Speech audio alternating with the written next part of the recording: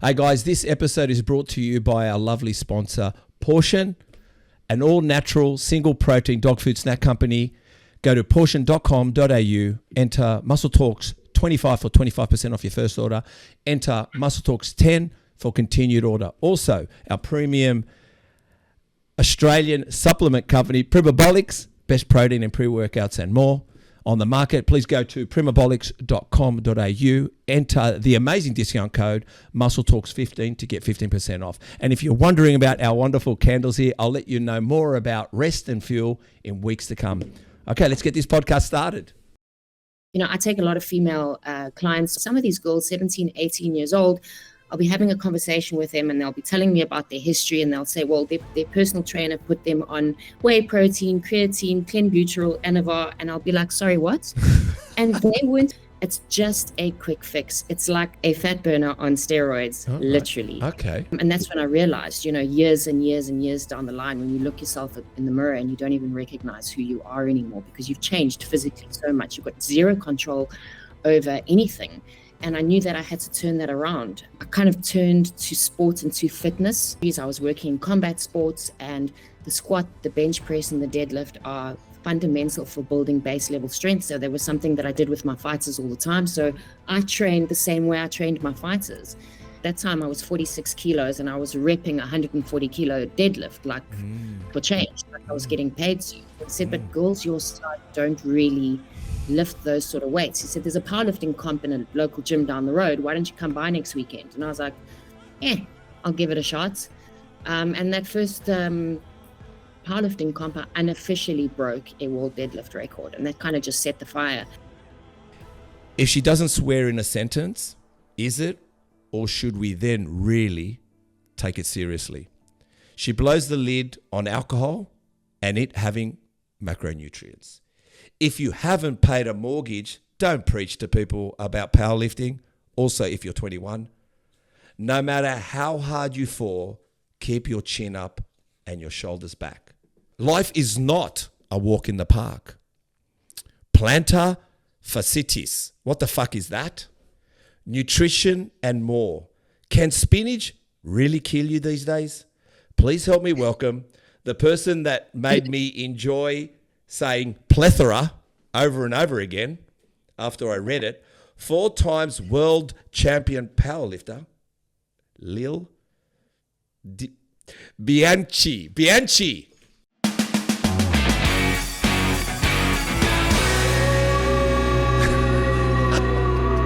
Thank you. Don't call me Michael.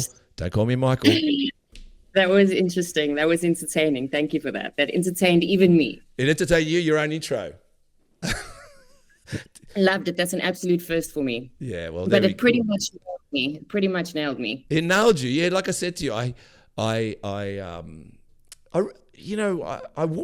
really warmed to you. I don't know why, and you're going to laugh at a few of my questions to you. And how come I warmed to you? Because bloody plethora, man, the plethora, holding the beer, and looking like Cindy Crawford. I said, God, she looks a bit like Cindy Crawford in that shot.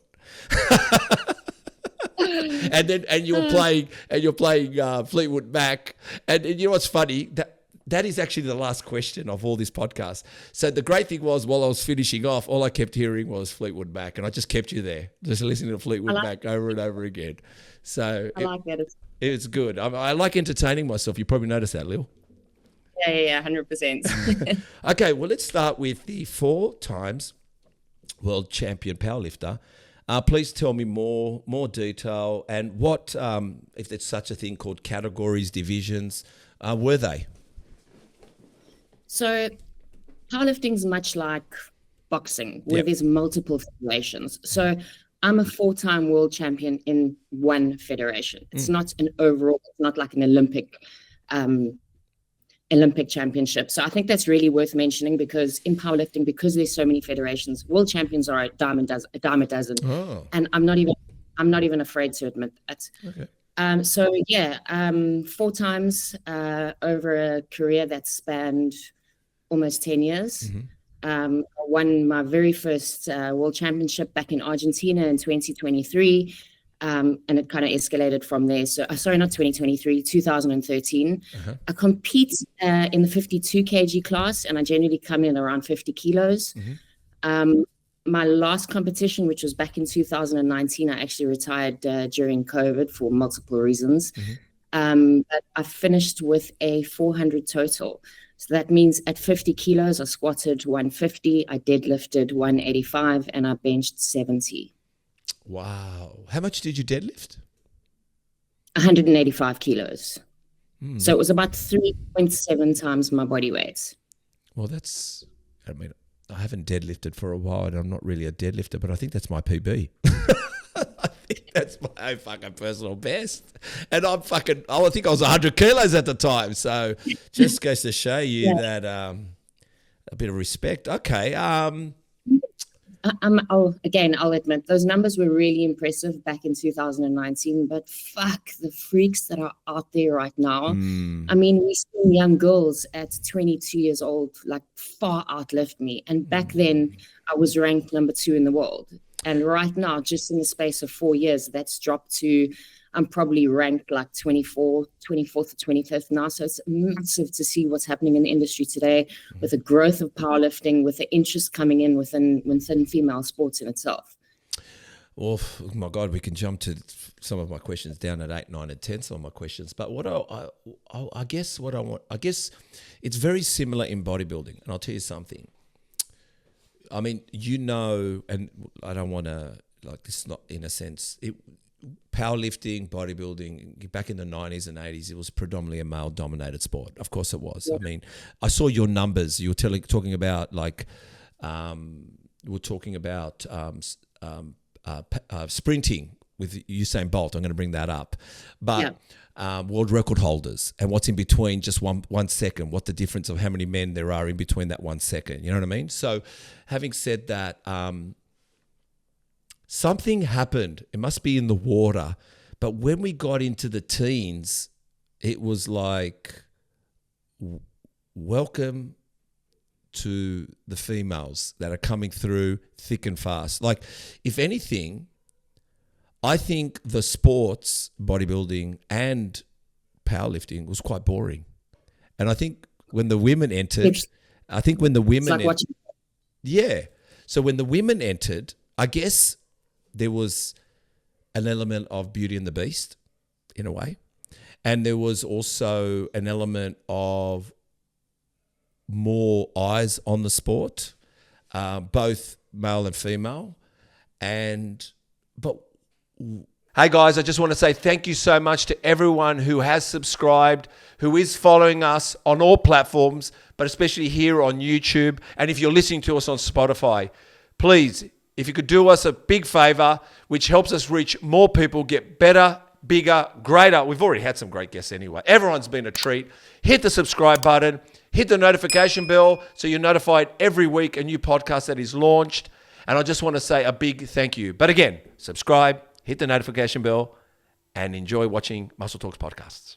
Even in bodybuilding, we went from, there was the girls, they had an open class in bodybuilding, and that was taken away because the girls were starting to look like men, right? Well, in a sense, that's what they were afraid of. And then, but there was a fitness class. So it was fitness girls doing gymnastics. That was all there was. Now there's wellness, figure, bikini. And if I told you when I go to bodybuilding shows, you need to bring a big box of popcorn just to get through the women's categories. I mean, and even the guys now, men's physique in board shorts and, you know, swimmers, board shorts, whatever they're called, and classic. So what happened? What do you think bring the influx of women, and why do you think they're getting stronger and stronger in the sport here? What's going on? I think there's definitely an increase in awareness, and we can thank social media for that. Like, social media has seen a big boom of so many things, and women are starting to discover. You know, growing up in the 80s, we brought up with this mindset that we need to look like, you know, the cover girl from Cosmopolitan, skinny, very lean.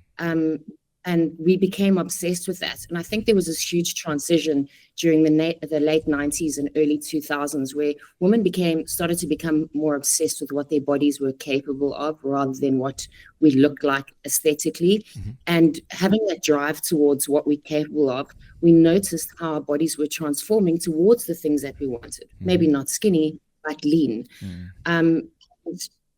Women talk. That's what we do, right? Yeah, so much power. There's so much power in word of mouth. And with a group of girls, where one or two girls in a group get involved in something, the others tend to follow. And with something like health, here's another interesting thing, right? So you're in your 50s, I'm in my 40s, very, very similar generation. I don't know. I was brought up in my teenagers where smoking and drinking was the cool thing to do. And that's what we did on the we busted out the house. We packing away a pack of cigarettes in a night. Nowadays, you find yourself a teenager who smokes cigarettes. You find yourself a teenager who's getting drunk on weekends. So there's been a complete generational change with people's mindsets and how they look at longevity and how they look at health. And I think it's absolutely awesome. I think it's been such a phenomenal change. And seeing the growth of women's sports, women are never going to be paid the same way men are. That's a whole different subject. But the fact that there are so many more women in sports and there's such a huge support from men, women in sport, it's incredible. It's really, really incredible to see. It's funny. I think there's two sides of this, and it comes towards the middle ground. I think at one stage, even very masculine men, we were classed as gorillas. Oh, he's just too big, too muscly. You know what I'm trying to say? I think we all, and even you either were on that side of the fence, I guess. So, in other words, there were I think yourself, Lil, that if you didn't take someone's cigarette or have a drink with them, you're a loser. When we grew up, what did you come out for if you're not going to drink? What do you mean what do you mean you're trying to be healthy? God's sake, my God, you're just obsessed on being healthy. It was hard. I think no one knows how hard it was to be healthy. It was difficult, and it was difficult, and also I know that when I was sometimes at my biggest and quite built, I'd be called a gorilla. I was even, because I was waxing and when I was waxing at the age of 18, 19, my uncles said, what the fuck is up with Steve? What the hell's that? You know what I mean? It was what's funny? I don't have much hair because I waxed for nearly, and lasered for 3 decades now. But everybody, all the boys are shaving their legs and they don't train. Everyone just shaves their legs. Where the only time I knew who shaved their legs were bike riders predominantly, right? Or people at the gym or athletes. They were athletes or gym enthusiasts. That was part of the sport. And now you would, my uncle's 70 and he shaves his legs. People are shaving their legs now. I mean, it's strange where this sport's gone, and you're right. There was, I think it's funny because you said it about the women will start talking and spreading, but I think we like the way the sport has gelled in with women at the moment, and I don't think, and again, I'm going to find there's so many questions. I think you mentioned something about pay. Look, we can't control pay. We can't. I mean, my daughter's 21. I want her to earn more money than me, right? That's what I want. That's what I'd wish for. Yeah. But at the same time, I've got to go out and get my income as well. We're all got to go out there and get our income and what it's worth. And it's funny that I say that now because it's this thing tracking on social media at the moment with this bottle of water thing. So in other words, when you go to Coles, water is $1. When you go to in the airport, the water is $4. And when you get on a plane, it's $7. It's not, the water doesn't change, it's you changing your environment. I guess that's how we all got to be. I love that. I love that because that's exactly what it is. Yeah. It's the same bottle of water. Yeah, you know, we can bitch and complain about all the shit in the world and complain about what's going on now, and there's woke this, and we can complain about all these things that we may not be comfortable with. Yeah. But we've got to roll with the punches and keep moving forward because life is changing. 100%. 100%. So some of your pinned posts, I'm going to go with some of your pinned posts. If I could just read this quickly and you can then elaborate if you don't mind. So 6th of January, 2024, you pinned. There's a lot of shit on the internet, especially around nutrition, confusing the average Joe. Advice on living a healthier life. People giving up things. Even fucking spinach can kill you these days. People arguing about arsenic and aspartame, which basically, I'm thinking this is Coca-Cola or fizzy drinks. You need to drink 45 cans a day for a year. Don't quote me on that, so we're not going to quote you, and I didn't Google it. Yet the same people are pumping Botox in their face, smashing 17 bottles of white wine. Firstly, 17 bottles. And 2, how do you know it's white? I just want to know, how do you know it's white? How do you know it's white? It could be red. So tell us more now. Go, Lil.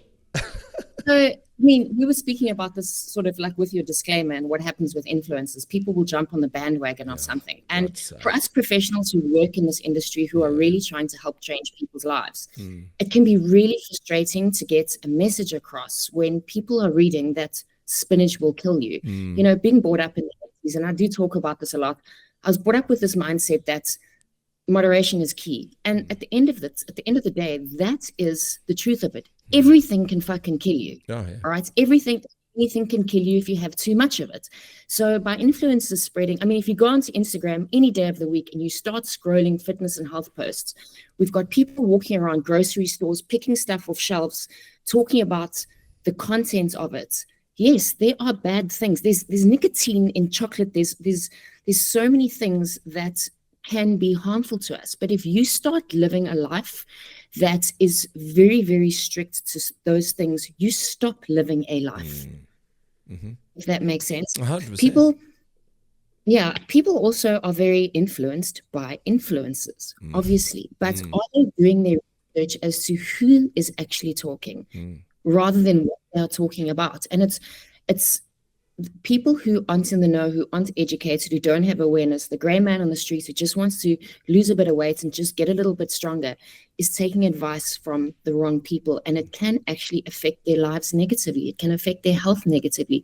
Because you go onto TikTok any day of the week, search P. Diddy, all right? Look at the amount of bullshit that's coming up.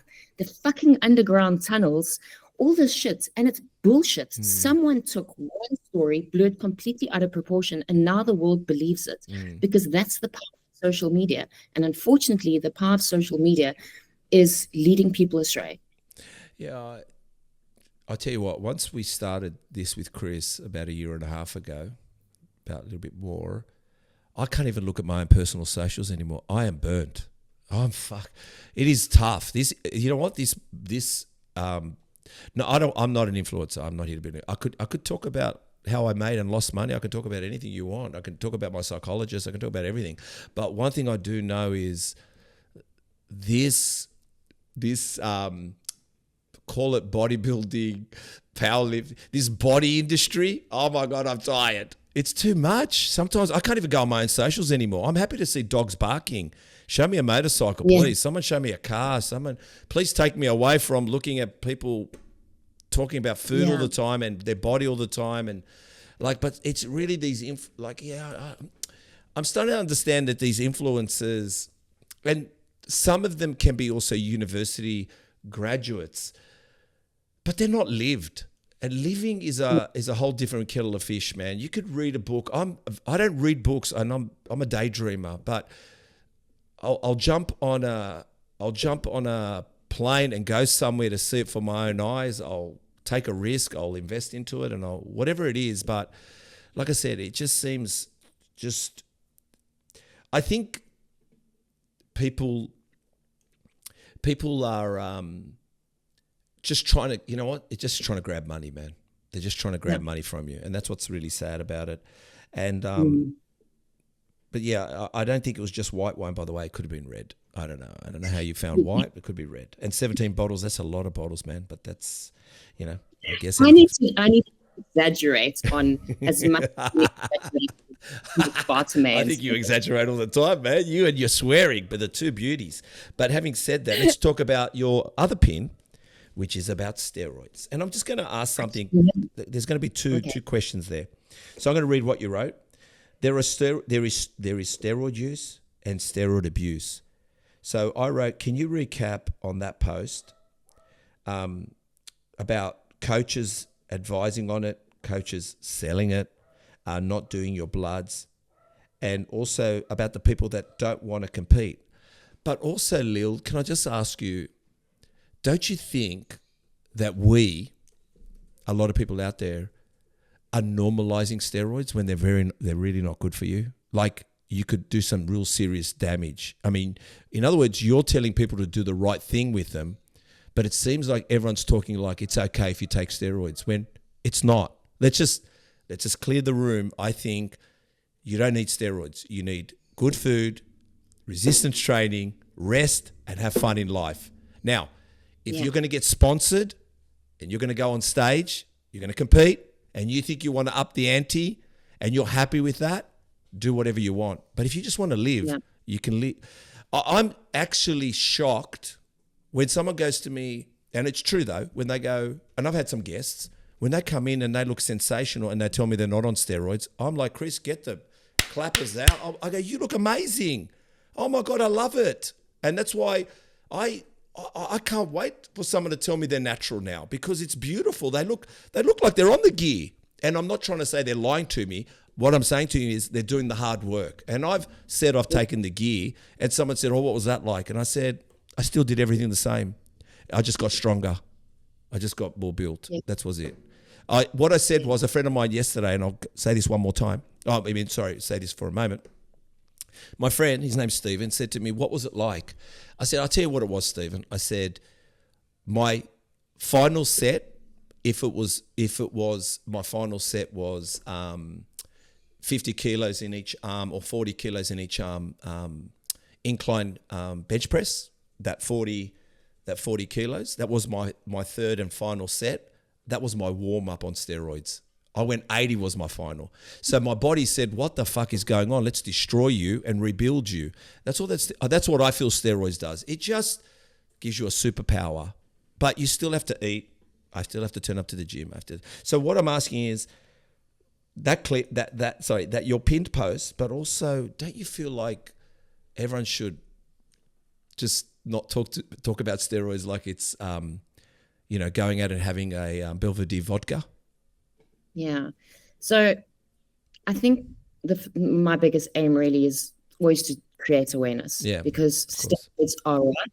So if steroids are right, like I said, I'd rather educate people on them. But I agree with you, first and foremostly, 100%, that they are not healthy. Yeah. But steroids are also like saying, look, if you're going to remove them, if you're not going to do steroids, antibiotics, medication, pharmaceuticals, we shouldn't be doing any of them. None of it. In all honesty, we shouldn't be doing any. You get a fucking headache, suck it up. Yeah. You know what I mean? Drink some water. Drink some water. You don't need to shovel paracetamol every time you've got a slight niggle or pain or a bruise. Like, we're a bunch of bitches, snowflakes in today's society. In all honesty. Always looking for quick fixes, always looking for ways out, always looking for ways to eliminate pain, to eliminate hard work, to make things easier, to become more efficient, etc., etc. It's all a load of bullshit, to be honest. But when it comes to steroids, they exist and people are using them. So my advice really in that regard was, if you're going to choose to use them, make sure that you do it the right way. But people's biggest mistake, especially when it comes to young people, is they're taking enough to kill a rhino without having, with educated approach and educated understanding. Ask them what the steroid is doing. And one of the last things they will mention is how it improves on your recovery rate. They'll talk about how increase muscle tissue, increase strength, but ultimately what majority of steroids really do is they improve your rate of recovery, which means you're able to train for longer, for harder, and more frequently. That's all it does. And that's what's increasing the muscle tissue. That's what's increasing, and then if you do decide to go down that road, just do it the right way. People walking into the local supplement stores and getting advice from the guy behind the counter who's just trying to make a quick buck if you're going to do it the right way. The same way, if you're going to go on antibiotics because you've got pneumonia, you're going to go to your doctor, he's going to give you a prescription, and that's how you're going to get it. You're not going to go to the guy working in the aisles at the pharmacy and get his advice. And steroids involve your hormones, and people don't take their hormones seriously enough and how their hormones affect their entire being. And when you start fucking your hormones, you're looking at long-term damage. I mean, you look in schools nowadays, 16-year-olds, 17-year-olds are on doses of testosterone because they're trying to make the rugby first teams. Well, that's here in South Africa anyways. Rugby's our sport. Yeah, of course. You're 16. Have you thought about where you want your life to be at 30 and how you're going to affect your reproduction and all these things? So again, it's just people are doing it. Let's create awareness on how to do it the right way, who to speak to, who not to speak to. And like I said, do it the right way. Do your blood work. See where you are limited before going, let me add this. You may not even fucking need it. Well, yeah, I don't know. Like I said, yeah, because I mean, I did mention, like I said, at 49, I took my first cycle. Because I was turning 50, and I just said, you know, I actually wanted to educate myself over it, like meaning, and to be honest, when I say I didn't do it the right way, I didn't even do my bloods. I did it the gangster style. Trust me, bros at the gym, and actually, I did. I took too much where less was more, but I saw results, and then I started getting hungrier for it, and I was like, and then I actually imploded. So I probably had 12 months of unbelievable gains, and then I imploded. And when I look at my decades behind gains, I held them longer and not imploding. So I really, and I, you know, like I said, it's not, it's just an interesting topic at the moment that I'm listening, and I'm not trying to spoil anyone's party, be a party pooper. Yeah. What I'm trying to say is, it's like me telling my son, look, if the cops aren't around, just speed. It's all right. The cops aren't around. But I want my son to live. And I'll say, Jan, you know, please, like, learn. You're a P-plate driver. I just need you to learn how to drive. And so I've got some powerful cars, and he sometimes takes them around the block, and I say to him, if you come back too quick and you think I'm going to let you do it again, you're fucking kidding yourself. And so I hear him drive, I hear him gas it a little bit, and I think, good on you, have a little bit of fun, but you've come back safe. And I'll tell you what I said to him. I have to share this. I said, I'm not going to say everything because it's online, but I'll just say this. I said to him, you think I'm cool. I said, you think I'm the coolest dad letting you drive some of these cars. But I said, if you smash it, everyone's going to think I'm a fucking idiot. So how about you keep me cool and get it home? And he goes, all right. Because if you smash it, they're going to say, what a fucking idiot, you let your 18-year-old son drive it. Where I'm kind of thinking, you deserve to have some fun, enjoy something that I never did, but please bring it home. And so he gets it. Because I said, you think I'm cool, but you don't get it home. I'm a dickhead to everyone. So I kind of, like I said, we need to be, I think, having those conversations with some of the people that are looking at wanting to do things too quick and not understanding that you know, I might be taking you to the gym, but sorry. No, that it takes hard work. It takes consistent time. It takes discipline. 100%. Okay. Yeah. Another pinned post, and I kind of got it, but I want you to explain more. Plantar fasciitis is a very common injury, and there are a few things you can't. There are a few things you can start to fix this foot problem, and of course, look at your shoes. Tell us about this. It's pinned. So, okay, firstly, I'm quite, as a strength and performance coach, I work mainly in combat sports, but I'm quite obsessed with the feet. You know, you're only as strong as your weakest link. And I think one of the last things we look at as athletes, whether we're performance athletes or we're bodybuilders, where we're training for our physiques, we don't look at what our feet are doing, and our feet affect everything. You know, your power comes from the ground up. And if there's problems at your feet, there's going to be breakdowns up the chain. So plantar fasciitis is basically just, in layman's terms, it's inflammation of the ligaments in your foot, in your feet. Now, runners suffer with this hugely. And they treat it the wrong way. So what a lot of people do with a lot of injuries is they treat the actual injury rather than what's causing the injury. And that's why I'm saying, why I refer to shoes and feet in that post, is that's the exact cause of why they're suffering with that injury. Make sense? Yeah, 100%, 100%. I'm just thinking to myself now, I mean, God's sake, I go with my flip-flops for walks sometimes, and I'm thinking to myself now, I shouldn't be telling all this. You know what? Flip-flops are great because they allow your feet to move in their most natural plane because they're not closed. Your toes aren't being squashed up. So if you're not going to walk barefoot, walk in flip-flops, that's phenomenal. If you could train in flip-flops, you should. Well, I tell you, well, a lot of things have changed in relation to people training at the gym and what they wear. But how about this one? Bad bitches or boss bitches? And not to call yourself that for it. Oh, fuck, I've got a tongue twist going on. Hang on. For that, oh, my God. Perpetuates. God, thank you. I couldn't get it out. Maybe I need some water. Perpetuates that false narrative that a woman should be aggressive, domineering to be successful. Tell us more. So, I mean, I think we see this in today's culture of, again, it comes from influences perpetuating this. You got to be a boss bitch. You got to be a bad bitch in order to be successful, in order to achieve something, in order to be a great athlete. And I think that's bullshit. I think women often try to pick on masculine traits, being, domineering. You have to be domineering in order to be successful. When you can take our female qualities of sensitivity, compassion, and still be really successful using the things that we are naturally made of. And I don't feel that women need to change who they are or become more masculine in a personality sense, not a physical sense, in order to achieve great things. I think we have a lot of power in our sensitivity. I think we have a lot of power in our empathy and our compassion and the way that women are in general. And to rather use those things that come to us naturally to be successful, both in sport and professionally. Even when it comes to combat sport, yes, aggression is a vital tool. It's a vital tool in any performance, in any performance sport, but it doesn't mean we need to be aggressive in the way that a man will be aggressive. So, but tell me, when did this I'm going to read what I wrote here. When did this narrative first start? Why do you think, and why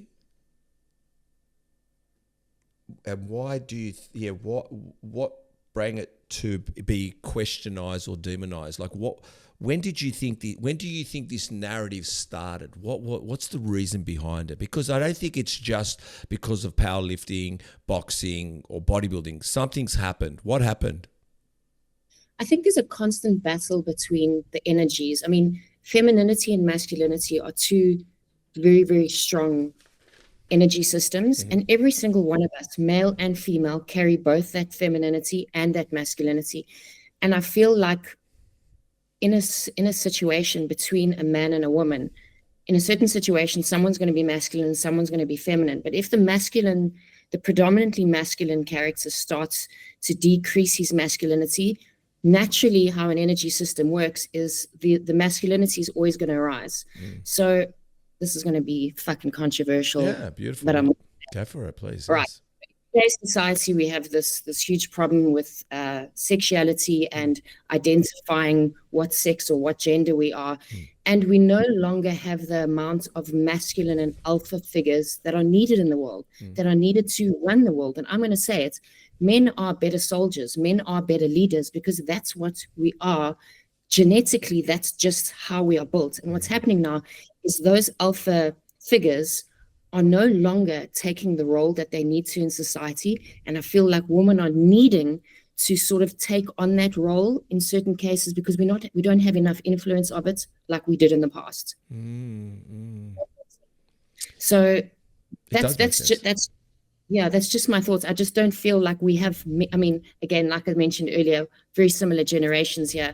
I look at the men we have, your age group, 40s, 50s, 60s, even 70s, and I look at the men that are rising. I'm not saying there aren't any. There are thousands of lovely gentlemen, masculine, strong, coming in, but there's not at the level that they used to be. So because energy systems work in this constant ways of femininity and masculinity, the women are kind of having to take that role because the role of femininity is just increasing and increasing and increasing. And in order for there to be a system of balance, just harmony in society, there's the women have to rise on the masculinity side because it's dropping. There's too much growing on that side. Yeah, that can be a Hayward way of looking at it, but that's honestly just the way I feel, and that's why I'm seeing these women try to take this controlling, like, boss bitches. Just like, just be who you are and be strong and dominant and feminine. Yeah, I think that I've actually, if you go to Muscle Talks podcast on YouTube, I did Steve Talks. I do a Steve Talks, and I said, what did we call it, Chris? Why men and women can't communicate, or something like that. So, but hear me out first. And what I said was this. This is the truth. I want to communicate with women. I do. But the reason I know I will fail is because we're not the same gender, first and foremost. Now, if you want to talk to a guy, if he's under his car bonnet, go talk to him. He'll open up because he's tinkering and it's a perfect opportunity. If you're passing the screwdriver to him, he'll tell you everything you want to hear. But if you want to sit him on the couch, you're fucking failing. You want to sit across the dinner table and talk to him, you're failing. If he's tinkering on his motorcycle, or he says, I'm going to go for a ride, and you say, can I get on the back? He'll love it. And then he'll probably open up as you're eating hamburgers with him, having a burger, right? That's how you're going to get a guy. That's how we work. So, and also when I've noticed, you tell me if I'm wrong, when I open up my sensitive side, I'm not joking. It's like you can hear a pin drop and it's like crickets. Even the woman switches off. Oh, that's too much femininity for me. That's too much opening up. I didn't need to hear all that. Like, they don't want to hear it all. Don't ask me why. The only one that wants to hear everything is usually, I know you're probably going to believe that you want to hear everything, but in small intervals, not everything at once. So what I'm saying is, I don't think we're all ready to believe we can communicate between each other. Now, a woman with a woman talks amazingly. A male with a male under a car bonnet, we speak amazingly. So what I mean is, it's just working out the environment and how we talk, and also how much we can convey. I think guys, they want to open up, but we will always find it hard. I'm telling you, always find it hard. And if we go too far, we're not comfortable with it either. There's something about, we want to open up, but it's never been possible. And I can tell you now, I think the only person that allowed me to open up was my mum. It was just my mum was allowed me to open up. You know what I'm trying to say? Why?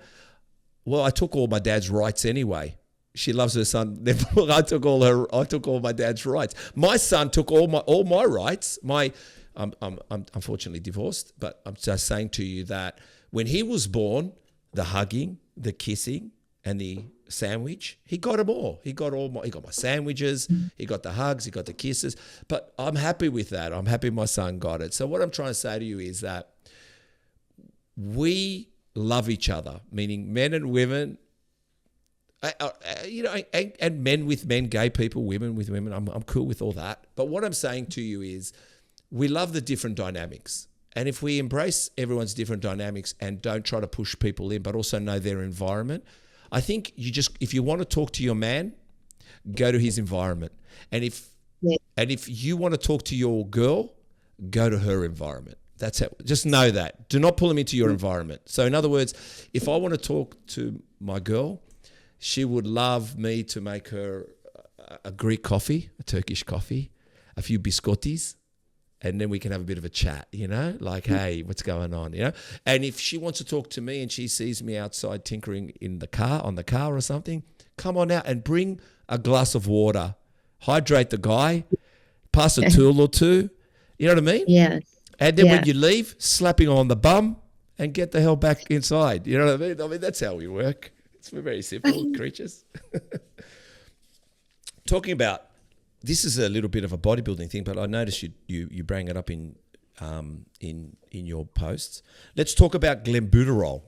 So Clenbuterol is actually bronchiolitis originally, or something, for bronchiolitis, whatever. Asthma, asthma. and it's now used to preserve muscle mass and burn fat. Just know you can burn fat by good nutrition. So tell us a little bit about this. It also increases body core temperature. It stimulates your heart, central nervous system. So tell us about Clenbuterol. So I think this is just one of those things that's also, it's a quick fix. So Clenbuterol, like I said there, it's a bronchodilator. It's, used to improve the uptake of oxygen in the lungs, therefore, again, increase performance, increase lean muscle mass. It's just a quick fix. It's like a fat burner on steroids, literally. Okay. It also can be quite a dangerous thing, like any steroid. And it's one of these things that are being passed around in commercial gyms. And, I take a lot of female clients on, whether they performance athletes who I work with predominantly, and they're normal women. And some of these girls, 17, 18 years old, I'll be having a conversation with them and they'll be telling me about their history, and they'll say, well, their personal trainer put them on whey protein, creatine, Clenbuterol, Anavar. And I'll be like, sorry, what? And they weren't aware that things like Clenbuterol and Anavar are classed as steroids. Well, yes. Anavar definitely. So there's not enough education surrounding these things as well, but it all comes down to exactly like we spoke about previously. It's just a quick fix. You can burn that fat with good nutrition, good recovery, good training, discipline, and consistency. It's going to take a little bit longer. The results are going to last a hell of a lot longer. I feel like just listening to what you're saying about the quick fixes, even I feel after 3 decades of bodybuilding, I've forgotten that I can trust food and trust training. I feel like I need to find the quick fix too, and I'm seasoned enough. So tell me, nutrition seems to play a big part for you, seems to make its appearance in most of your conversations. Why? And are you all about calories in, calories out? So interesting question. I come from a background of 10 years of drug addiction before I found powerlifting. And what does that mean? Can you tell me more about that? I was a coke addict for 10 years. Oh my gosh, keep going. Tell us. And then I found powerlifting. And, when your body spends so many years thriving on detriment, it takes a very, very long time for the switch to flip. So I think my first 2 years after rehab, I trained diligently daily, and I never saw a fucking result. All right? Yeah. I changed because I was increasing my bone density, I was increasing my joint strength, my connective tissue. All these things were happening under the bonnet that I couldn't see, and I felt like I was working with no end in sight. But the biggest thing that changed for me was dialing in on my nutrition and using food, because I knew that I needed to reverse the amount of damage that I had done. And I felt that the best way to do this, aside from just changing myself aesthetically and physically, was nutrition. And that's when I really realized the importance of nutrition. And then becoming a competitive athlete, training 2 to 3 hours a day. It's not just about the training. It's about the food that fuels that training, that fuels your recovery. And that's when I noticed the shift in myself, when I really started to focus on what I was putting into my body. And they're the things that a lot of people forget about. Not in bodybuilding, obviously, because nutrition is such a imperative part of bodybuilders, but a lot of performance athletes, from runners to cyclists to surfers to powerlifters to strongmen being probably one of the biggest ones, who just don't think about their nutrition seriously enough. And that's it's the golden thread between where you are now and where you want to be. And as soon as you dial in on that, that's when you see shit really start to change. So as much as I work in strength and performance, and that's my forte, and as part of my team, I have a nutritional wizard that's, every single one of my athletes gets as their coach. It's because I know the importance. I've been there. I've worked. I've tried. I'm not just talking like someone who knows that nutrition is important. I know what it was like to thrive on detriment, and how nutrition and good nutrition changed my life. And again, my whole social media presence is really about educating and creating awareness. I say it how it is. I don't bullshit, because I've lived through those things. I come from a place of experience. I was in the gutter, So nutrition is absolutely pivotal. I mean, it's our medicine at the end of the day.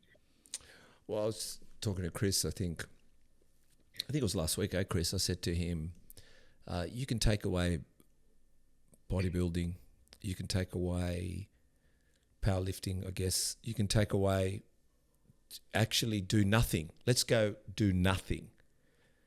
But nutrition is always, if you had to choose one and you had to give up everything, you just don't give up nutrition and water, because even if you don't train, your body will be at its premium for someone not training. And also mentally, physically, organs, bones, cells, cartilages, just because the nutrition is right. So you absolutely can do nothing, but just make sure your food's right. So it's quite interesting, isn't it, really? Because if you want a clear mind, food's going to do it. If you want some energy, food's going to do it. And if you want to you want to achieve something, food's going to do it.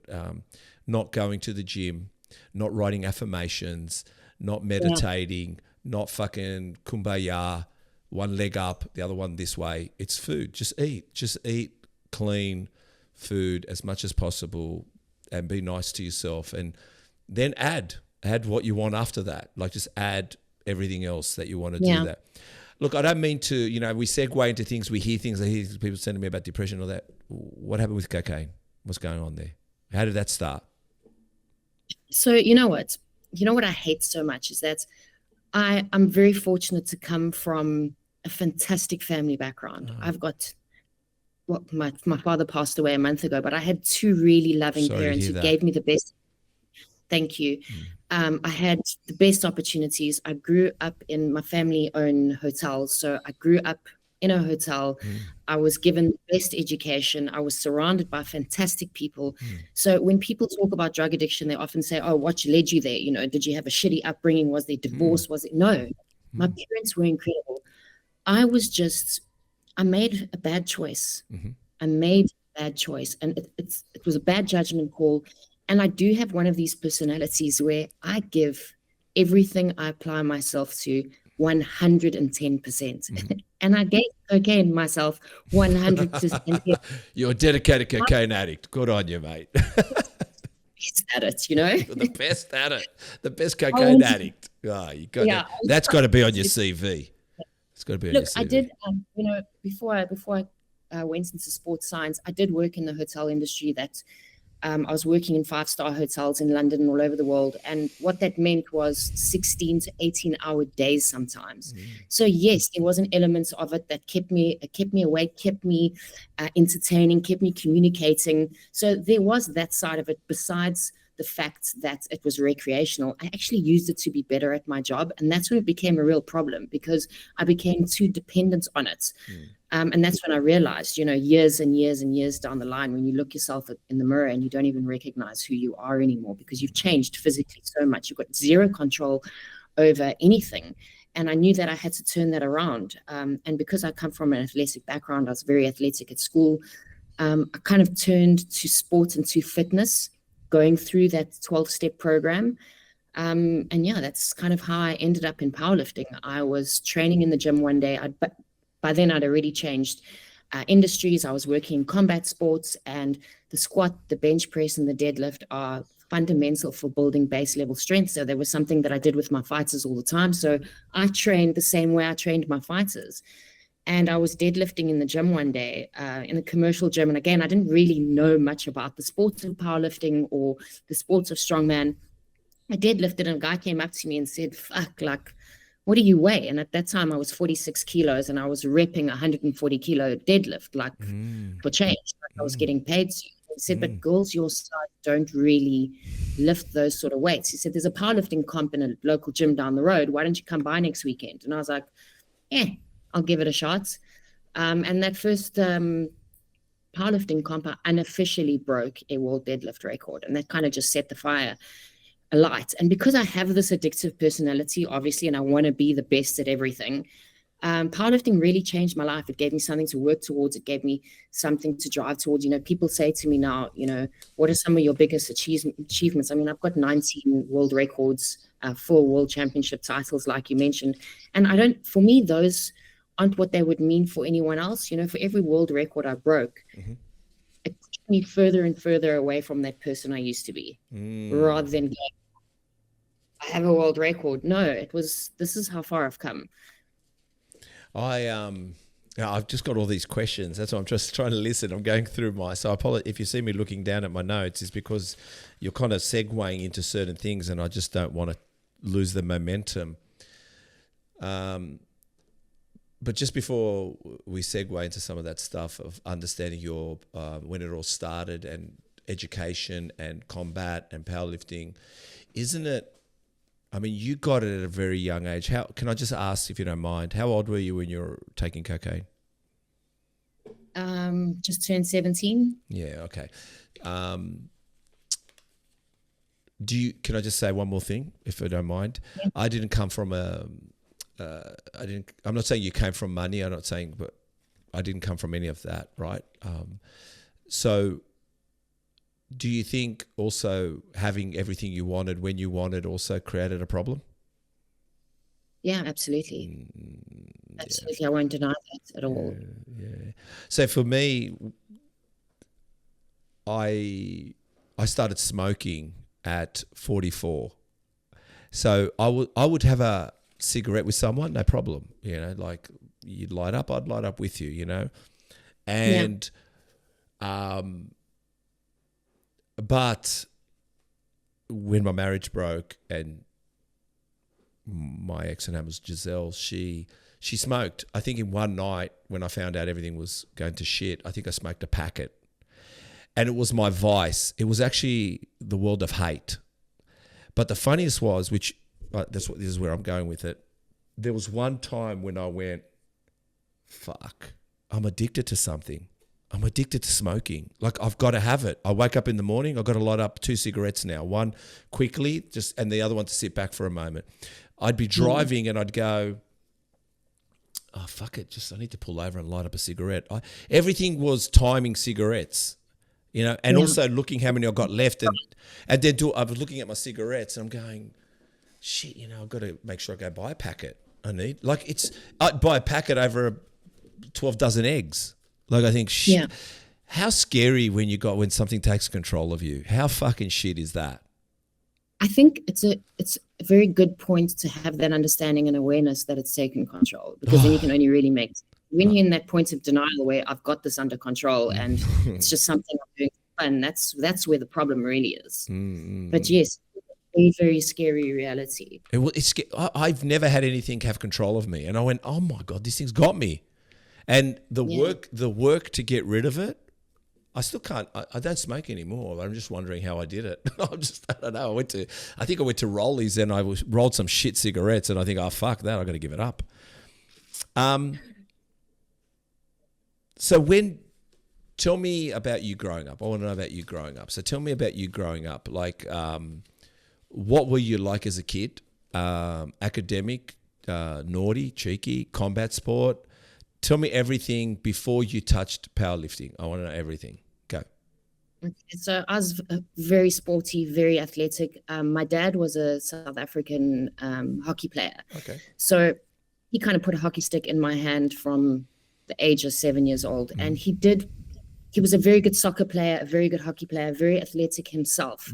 And my older brother was more the academic child. And because I took to sport, my dad and I created this relationship. And I don't want to say he forced sport on me, but he was passionate about me being successful in sport. So my entire schooling career was surrounding sport, which means academics were in the back seat. I did enough to pass, to get my grades, to get me into university. I didn't try hard. I didn't work hard. I didn't study hard.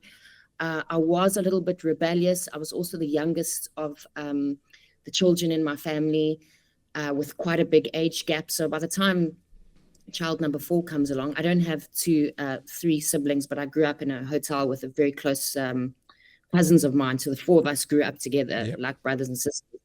But there was a 5-year age gap between myself and the next sibling. Yeah.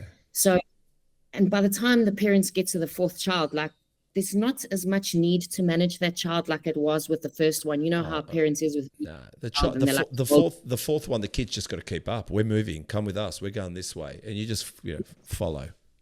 I'm just running amok. Dedicated to sport, dedicated to athleticism. That was really my childhood. I spent my entire childhood outdoors, getting fit, getting strong. I did a bit of everything. I did judo for a long time. I did jiu-jitsu for a long time. I played tennis. I played squash, I played hockey, I swam, I did athletics, I was a very good sprinter, long distance runner. I did everything that I could possibly do in my schooling years. Mm-hmm. And then post-school, I went off to university and I stopped completely. Zero athleticism, 100% bars and clubs. I was that student. Usually a good athlete does. Usually an athlete can do the bars and clubs quite well. Yeah. So, and then it was only years later, obviously, I spent a lot of time traveling the world and working in the hotel industry. It was only years later that I really found my calling and went, you know what, I need to get back into sport. I was in my late 20s. And I went back to university and sort of changed my whole life around. And I think part of the drug addiction drove me there because I needed to remove myself from every situation. I needed to remove myself from my career that kind of led me to that. And sports always been a passion. Sports been part of my life. And it was something I just fell into. And I feel like very fortunate and very blessed to have built a career on sports. So I'm assuming, so your 20s weren't necessarily involving a lot of sports, but so you were work, rest and play, but predominantly work and play and not a lot of rest. Yeah. 100%. Yeah. So you're in your 40s. So I'm thinking the shift must have come late 20s, 30s. This is when it all started to change, I'm assuming. Yeah. So around 27, 28, I'd obviously already qualified. Yeah, it was quite, it's old for that age to be starting a new sport that you're taking seriously. My first world championship was at 30 years old.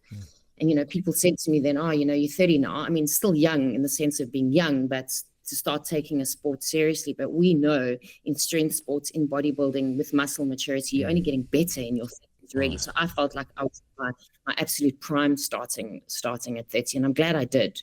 I'm glad it all happened. I feel like everything happened when it should have, Did you feel like you were home? Like welcome back? I really, really did. I really did. I feel you felt like you were home. Yeah, I did. It's a good place to be. I love sports. And, I retired in 2019. I also went through a very, very difficult divorce. And I'd just been invited to my second Pro Raw in Australia, actually. Sebastian Arab was my coach for 6 years, Australian strength coach. Yeah. So, I was invited to Pro Raw for the second time, and I was ready to really give it horns. I'm a very light girl, and Pro Raw's starting weight class is 60 kilos. I'm competing at 50. It means I'd have to put on 10 kilos just to be competitive. But I was ready. I'd given years to the sport, and to compete in Australia on that platform alongside those athletes was a massive opportunity. And then I suddenly got divorced, and Sebastian turned around to me and he said, and I was like gung-ho on, I'm going to Pro Raw 2020. Like, I can't miss out on my second invitational. And he turned around to me and he said, Lil, I really don't think right now when you're going through a divorce that you should be chasing the numbers and putting in the work that you are, because you just don't have the mental capacity. Of course, I didn't take his advice because, that's what you do, right? Well, two things. It's a guy telling you what to do and you're going through a divorce. So, yeah, why do you think you're going to listen? Yeah, and literally 3 weeks after I had that conversation with Sebastian, I injured myself, and it put me out for quite a long time because you just don't have the capacity. You said it yourself.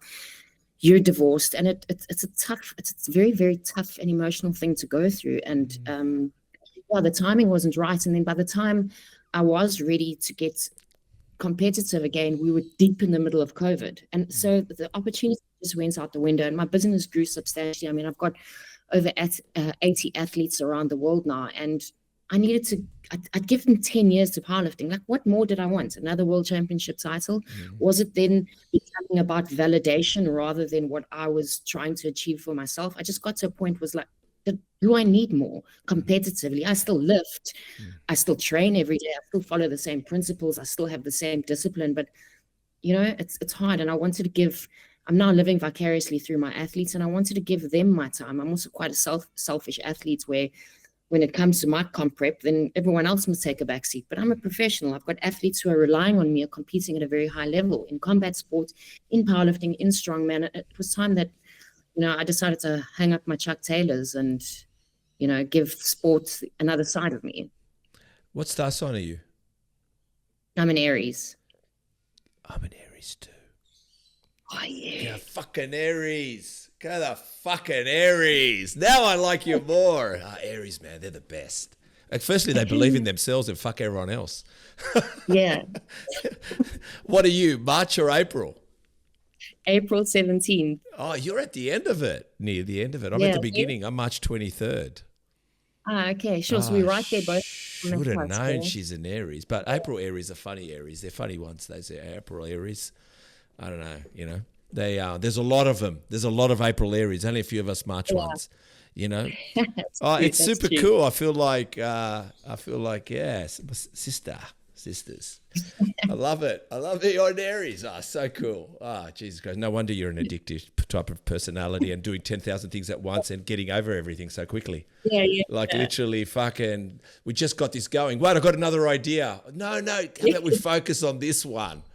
100%. Yeah, 100%. It's Aries, I know. I've had to realize 2 businesses are enough for me. Trust me. I was telling Chris, someone rang me about another business today, and I said to her, no fucking chance. You're talking to an Aries. Yeah. I'm not going there. I'm not entertaining it. Mute. Hey,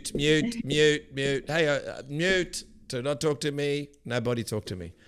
Because I'm an Aries. I'll listen and then I'll do it. Okay, so, all right, I'm going to go back to your post and we'll keep to my script. The 9th of July, 2024, you said you're tired of hearing about strength from 21-year-olds who haven't even paid their first mortgage yet. Welcome to my page. I've been in the game for 15 years. I've mopped sweaty floors. I've failed more times than I can remember. I've made mistakes that my athletes don't have to. Tell us more. What's wrong with the 21-year-olds and not paying a mortgage? No, I think what I really intended to say there, and I don't know if the message came across the right way or not, is, you can finish varsity with your degrees and have all the paperwork in the world to say that you're qualified to instruct people on their training or on buying a house or on whatever it is. It really takes grit in the game to have experience. I mean, grit in the game to really, with anything, right? It's time under the barbell in sport. It's experience is everything. And I don't feel like what 21-year-olds nowadays, when they're finishing their personal training, their PTs, what they're doing is they're getting straight into the gym. And maybe just because I did it the way I did, which is, I went out and I got a sports science degree, and now I'm suddenly qualified to work with athletes and work with general populations. And I felt like, fuck, I've got all this knowledge. I know and understand biomechanics, the anatomy, but I don't have the experience to actually work with people. And at that point, I reached out to Brian Carroll, who's one of the greatest powerlifters of all time, Sebastian Arab, all these top dogs. And I wanted to work under them, learn from them, mentor from them, spend years in the gutter learning from them before I felt that I could offer my advice to someone to help them achieve better things. And that's really what I meant by that, was 21-year-olds may have the education, but they don't have the experience. And I just feel that it's important that they go out and find that before they start claiming to be strength and conditioning experts or bodybuilding experts, or, that word is used very loosely, or specialists. Just be careful who you listen to. Look at what they've done for others rather than what they've done for themselves. Look for people with experience, because again, I'm heavily affected by what influencers are saying and how influencers are taking business from people with us who have knowledge and skill and experience. Yeah, no, I think experience, it's a huge requirement. I think it is. And I was, again, talking to Chris, there's a certain zone you have to be in, right? And just because you're in that zone before doesn't mean you're in that zone now. Meaning, at 34, I bought property in New Zealand, right? I don't know if I can do that again. meaning I have the experience, but I was a different beast then. I had conditioned myself to do it, the research, the jumping on the flight, not being ever to New Zealand, the belief in myself, the naivety, where that's 34-year-old Steve. So when someone says, can you do it again?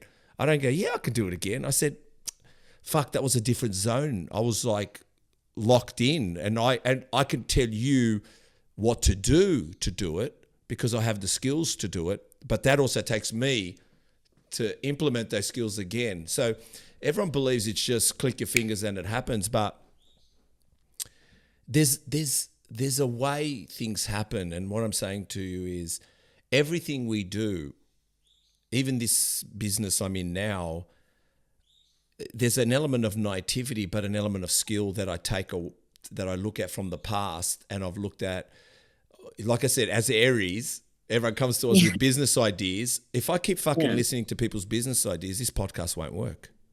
If I keep looking for the next shiny thing, so in other words, either this is going to work or it's not, but I'm going to throw in all my skills. That means I'm not going to get distracted. I'm going to zone in. I'm going to be a pain in the ass. You're not going to like me, Chris, at times. I'm sorry. But Chris is 24. I know that I'm going to tell him stuff that I didn't like at 24, but I'm sorry. Yeah.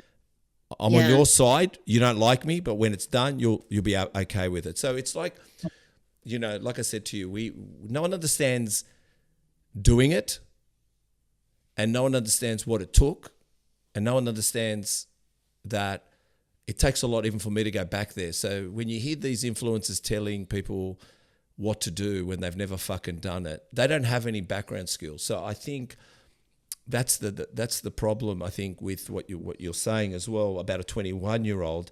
Hey, we love 21-year-olds. We get it. We love you, but just be a 21-year-old. Like, let's calm down a little bit. You've never paid a mortgage. Listen, man, hey, that's cool. You haven't paid one yet. But let me tell you, fuck me dead. Good luck. Good luck, especially in today's economy. We're on your side. But when they try to act like more than they are, and we can't stop them. But the thing is, social media's done it now. I mean, you could be. I'll say this to you. Tell me a suburb where there's a lot of cafes in South Africa. What's the suburb? What's the suburb called? What? Camps Bay, Cape Town. What's it called? Camps Bay, Cape Town. Camps Bay, yeah? Yeah, Camps Bay. Yeah. Camps Bay. Now, can you go open up a cafe in Camps Bay with no experience? No. Right.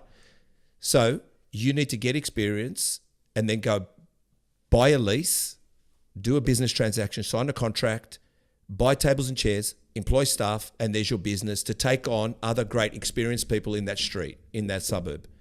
Well, fucking online, you can be anything you want and you don't even have to buy a lease. That's what I'm saying to you, that I can't go to certain suburbs. I can't become a restaurateur now, meaning I've had a cafe, but what I'm saying is it's going to take a lot of balls and a lot of skills and a lot of implementation to go mimic the people that are doing it well. But online, it seems like you can bluff yourself. And that's what's amazing. That's why I think no one understands fundamental business. There's a thing called fundamental. Yeah.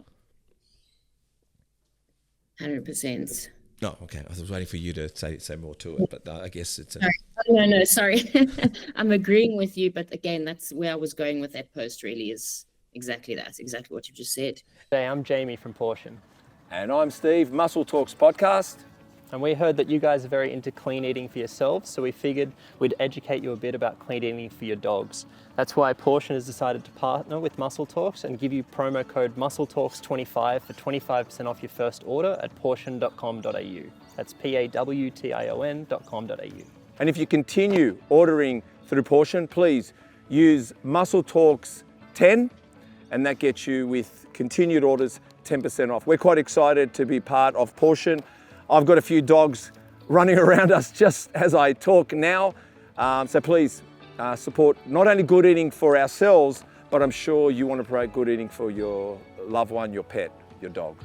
So go to pawtion.com.au and use for your first order Muscle Talks 25 to get 25% off your first order, and then continued orders Muscle Talks 10. It's the building blocks.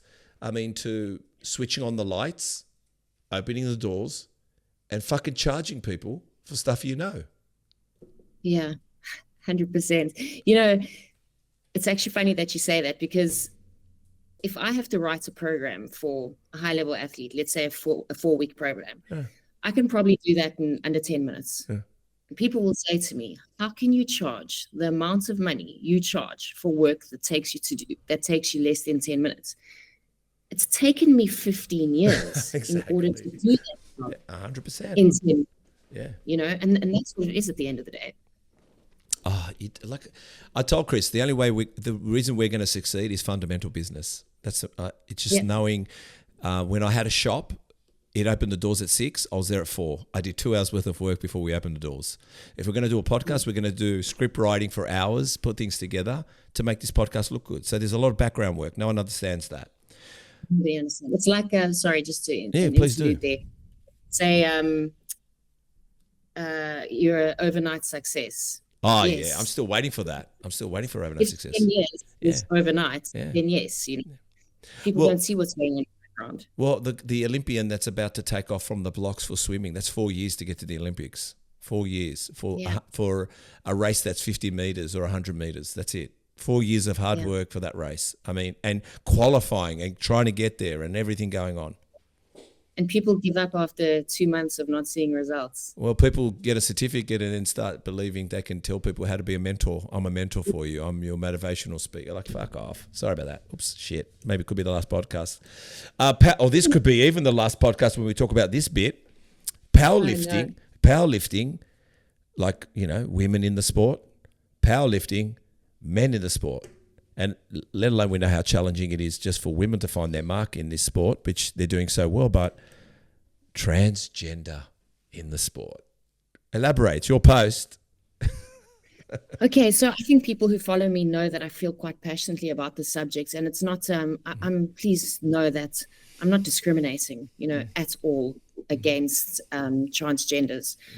All I'm saying is that the way sport has approached inclusivity is not really considering women in sport. No. And if transgenders are being considered, I feel that women need to be considered.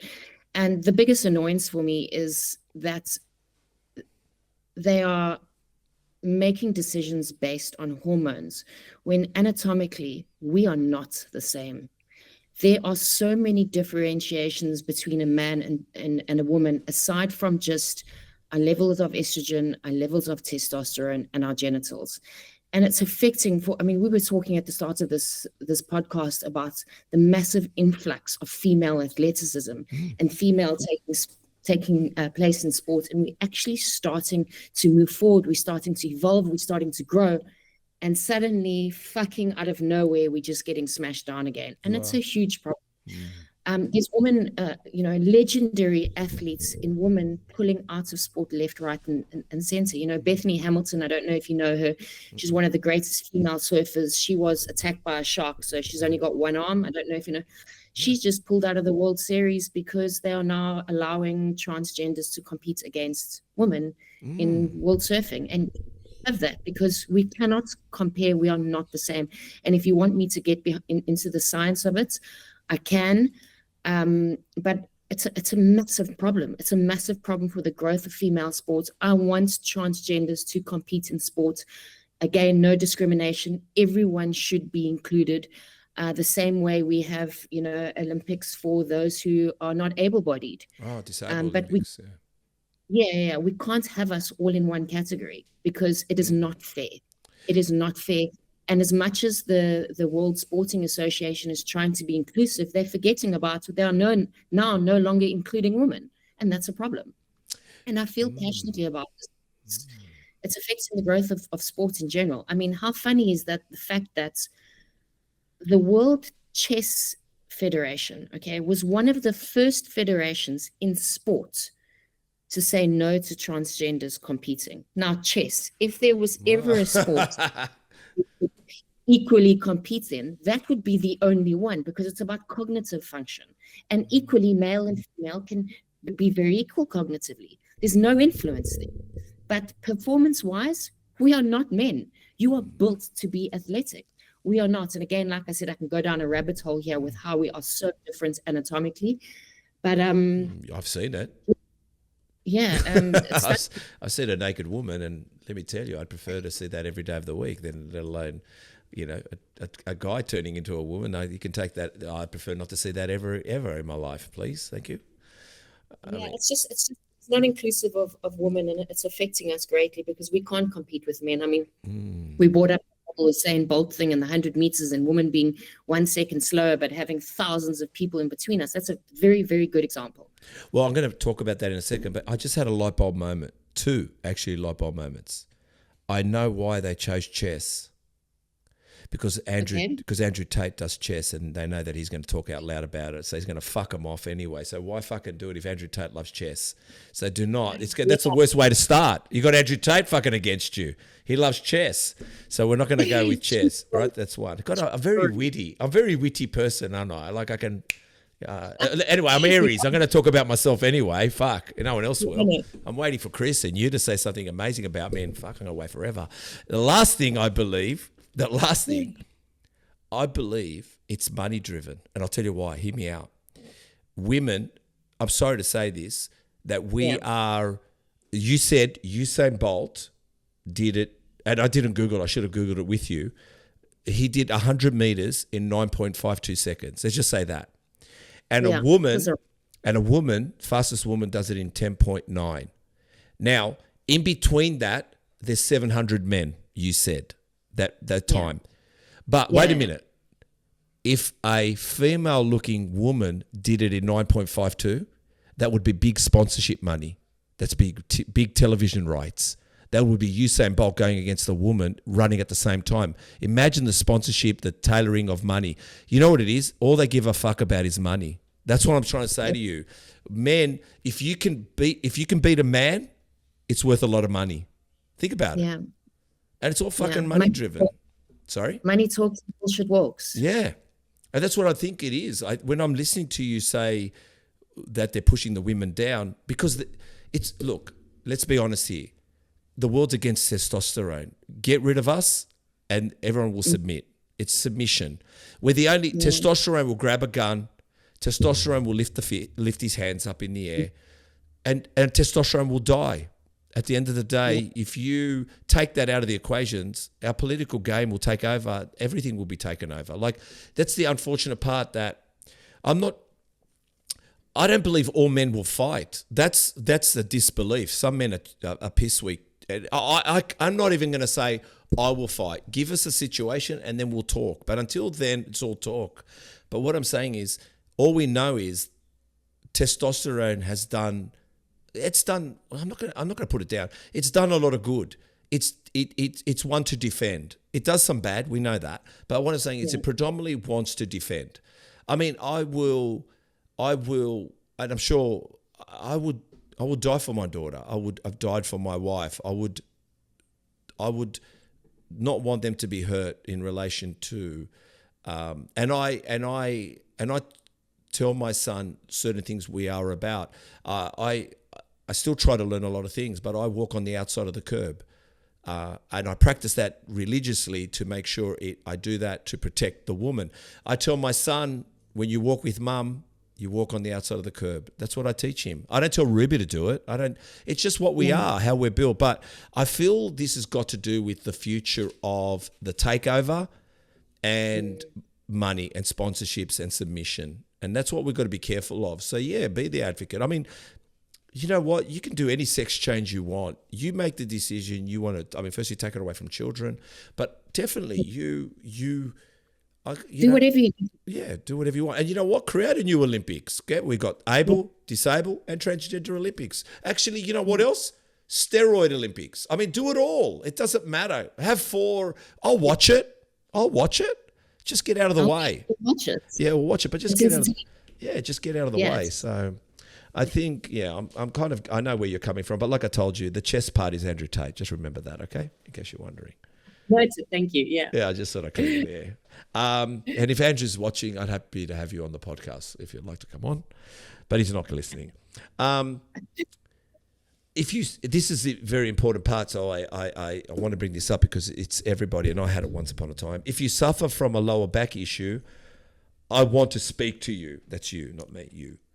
And don't target the source, target the area that will strengthen the source. Tell us about that. And we're not talking about tomato sauce, obviously.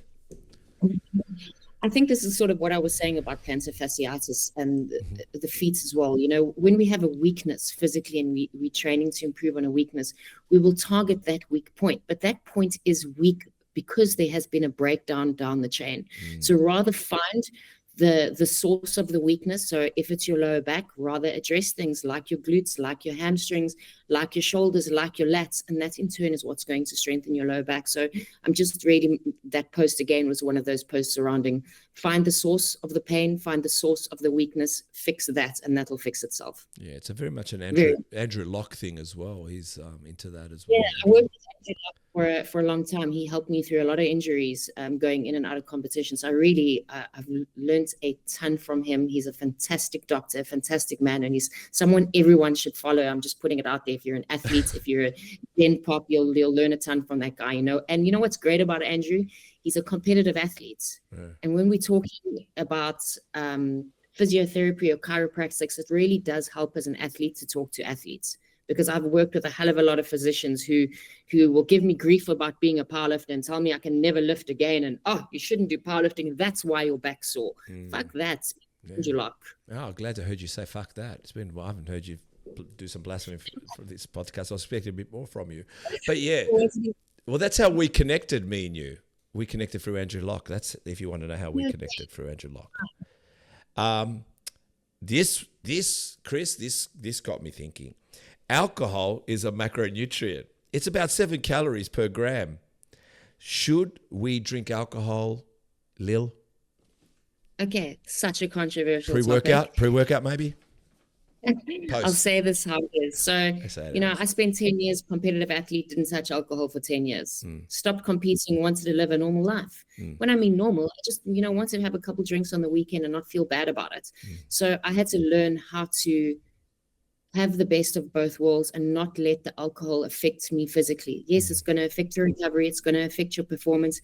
If you are competitive, you should absolutely not be drinking. But if you're not and you're just chasing aesthetic goals, health goals, again, everything in moderation. You don't have to go balls to the walls every weekend, but you can absolutely include it in your diet. You shouldn't have to change. I always say to people, you shouldn't have to learn to live a healthy life. You should learn how to create a healthy life out of your existing lifestyle. So don't suddenly go and, I need to be fit and strong. And in order to do that, I have to do these things. No, make that fit into your lifestyle. And then you'll have longevity and you'll have consistency. And if you like, you finish work on a Friday at 5:00 in the evening and you want to go to the bar and have a couple of beers with your boys, do that. Nobody's saying you can't achieve your goals and do that. You just need to understand that alcohol is a macronutrient. Protein, carbohydrates, fat, and alcohol. It is actually a macronutrient. So when you have that knowledge and you have that understanding that it has calories and it's going to affect body composition, whether you're chasing fat loss, whether you're chasing muscle gain, include it as part of your diet and you can still achieve those goals. Well said, well put. So a post, I saw this blonde girl doing a deadlift. Is that you, the blonde girl with the long hair? Yes, I'm recently a brunette. Oh, okay. Well, here we go. We've got this blonde girl and your quote is, no matter how hard the fall, keep your chin up, your shoulders back and walk in faith. What's this walk in faith? I think it's the faith in yourself. When we fall hard, whether it's divorce, whether it's illness, whether it's addiction, we stop believing in ourselves. We stop believing in our capabilities because we may have been broken down by something that's happened in our lives. And it's important to continue that belief in yourself. Never compromise on where you've wanted to be and where you've wanted to go, or what you've wanted to become because of things that have happened or affected you in the past. Don't stop believing in yourself and what you're capable of, despite of what's happening in your life, despite of what have broken you down. Well, I mean, obviously people are listening to this and they want to learn something, and hopefully they're learning something from me and you. But what I do know is, we've mentioned this word divorce twice or 3 times in this podcast, but I'll say something to you. which I'm happy to share. I'm actually very disappointed to be divorced. I'm actually very disappointed, right? I'm disappointed because that's not what I wanted. So I think people don't want to admit disappointment. Now, I'm very disappointed. I'm happy, but I'm disappointed. Would I go back to the same person? No. But I'm disappointed because that's not the goal I had in place, right? So I'm disappointed.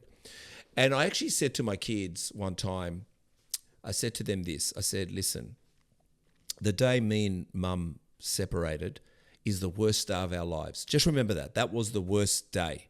But I said, can we keep it just that day? And can everything else be okay? So I said, never forget it. You don't have to forget the worst day, but let's make every other day better.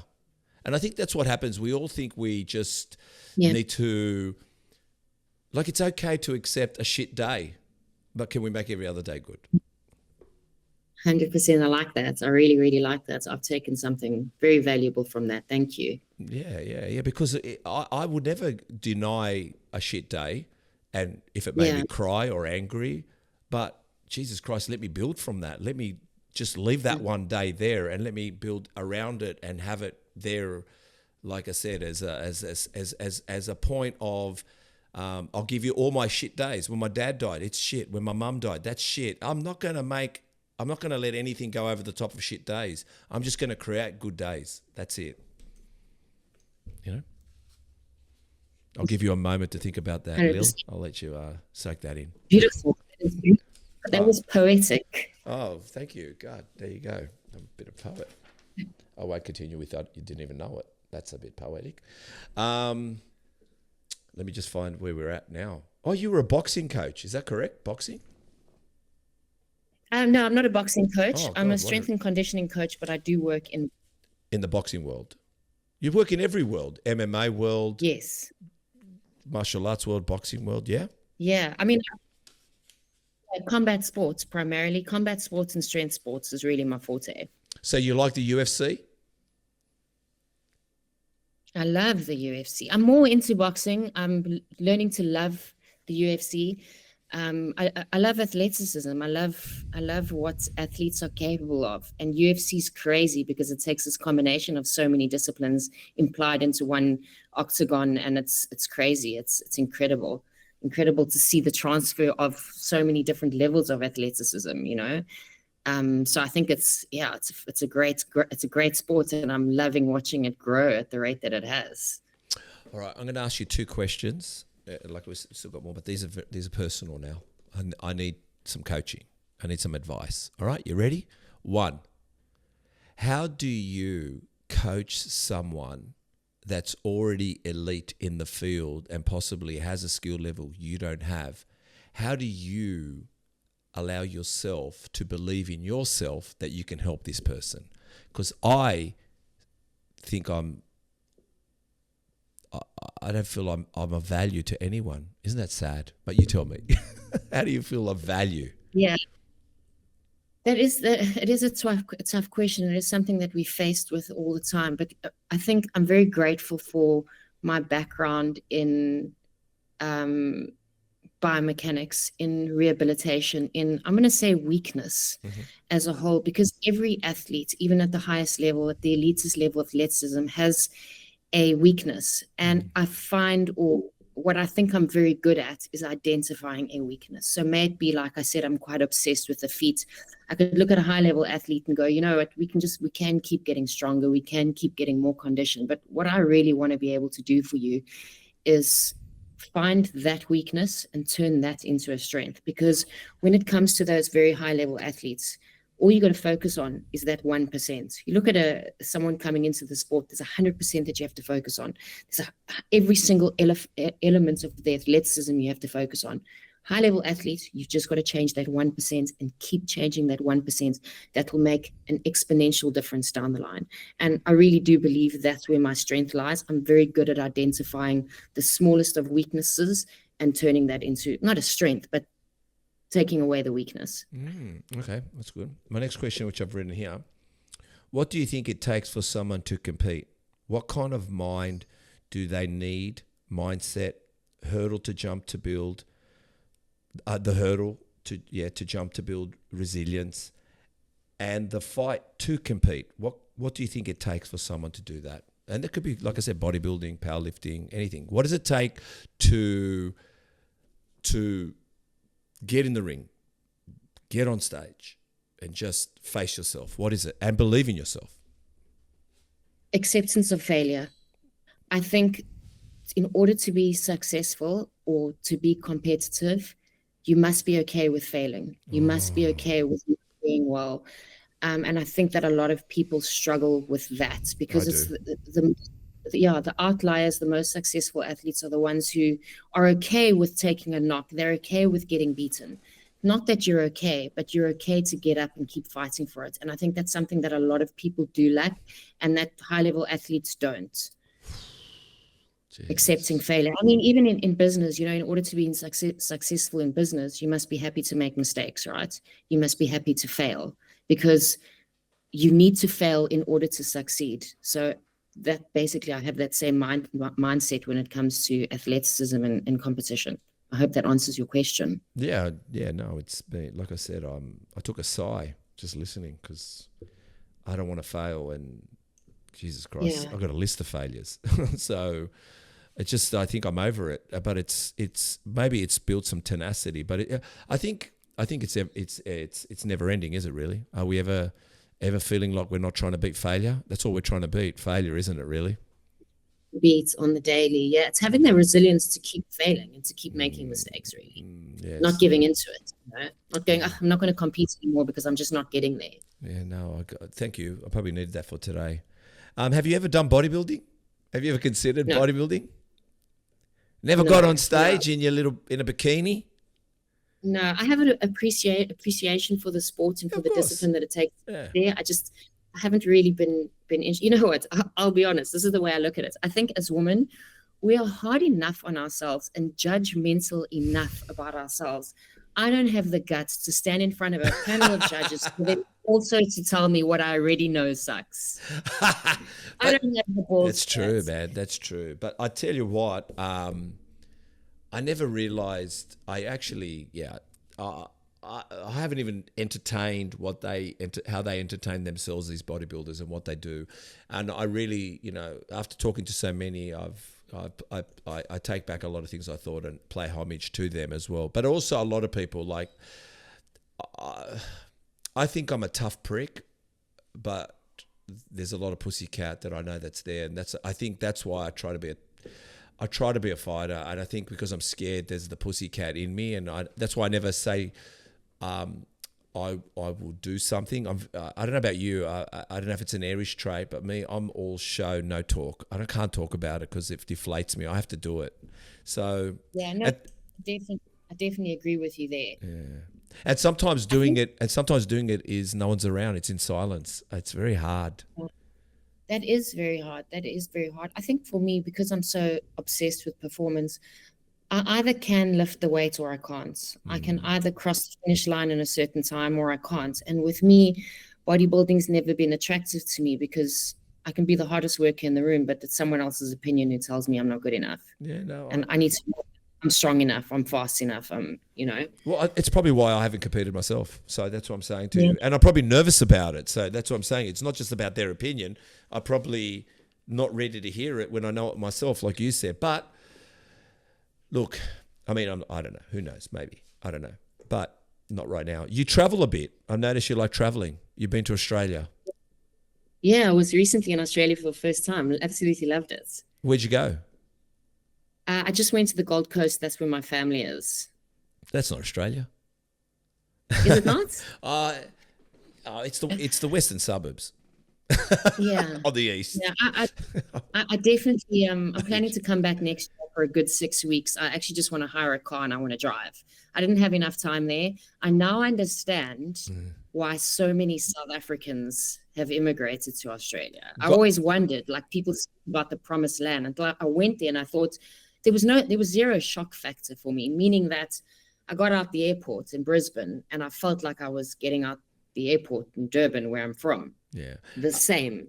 Gold Coast is a top place. Actually, it feels like home to me, and I'm not even from Queensland. When I go there, I really feel at home. There is something about Queensland. It is very Aussie. Let me tell you, it's very Aussie.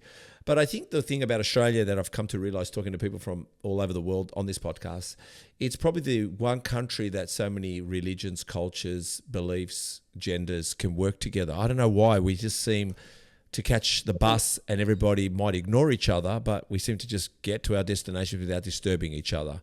So I don't know what it is. It's not about just coming together. We just let each other do what they do. So I don't know. It's something about this country that's working. It's very similar to South Africa. I liked how similar it was. Like you say, the cultures all living together and the climate, the everything. It's very similar to South Africa, except you don't have the violence. We don't have the violence, but the thing is, even though we're all Australians, I was born here, we still love our heritage. I don't know why. We all I think South Africa is South Africa. So if you're in Australia, you'll go, I'm Australian, but I'm South African. I'm Australian, but I'm Greek. Yes. I'm Australian, but I'm Italian. Yes. I'm Australian, but I'm Yes. Macedonian, German. Yeah. Even though you're born here, we keep our cultures going. I don't know what it is, but we hold on to culture. And yes, we don't have the violence, but I guess it's because everyone's, I don't know what it is like now, but we're just busy. We're just busy people here, just on our day. Yeah. One sec, I'm just reading. What brings, or do you believe? I want to know because sometimes bodybuilding, people come to bodybuilding due to mental health, depression, obesity, self-worth. What brings people to powerlifting? I think the exact same reasons. Yeah. So I found people in strength sports, powerlifting, strongman, are people who are accustomed to a struggle. Strength sports are hard. They are hard. It's hard on your body. And the more people I meet in powerlifting, just hanging around a powerlifting meet, those people are hard people. They're not the everyday run-of-the-mill runner. No. It's a hard sport. You've got to be accustomed to struggle in order to really make it in powerlifting. So and that's a lot of mental struggle I see in powerlifting, and I think that's attracted the most types of people into the sport. I think you're right. I think some people have gone through some stuff and they somehow enter a release. Sorry? Yeah. It's a form of release, No, I've seen some guys I've spoken to of the last year or so, and because they tell me they like our podcast, but they're powerlifters, and I say, some of them tell me that they were overweight, they needed a sense of purpose.